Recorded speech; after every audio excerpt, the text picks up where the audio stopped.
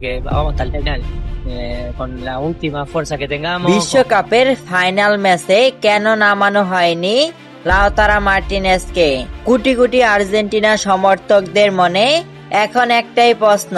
এই বিষয়ে যা বলল আর্জেন্টিনার কোচ স্কালোনি, চলুন জেনে নেই এই প্রতিবেদনে।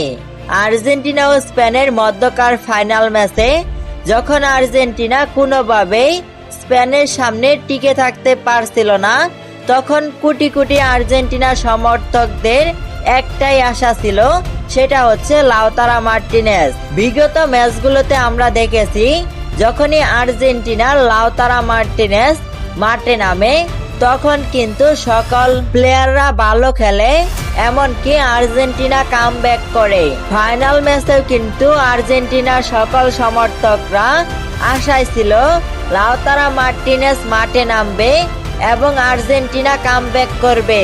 কিন্তু আর্জেন্টিনার কোচ অতিরিক্ত সময়েও লাউতারা মার্টিনেজকে মাঠে নামায়নি।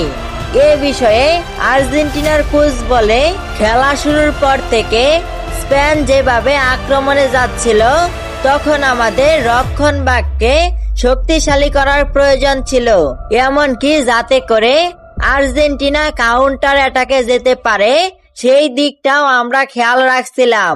তার জন্যই আমরা লাউতারা মার্টিনেজকে অতিরিক্ত সময়েও মাঠে নামাতে পারিনি।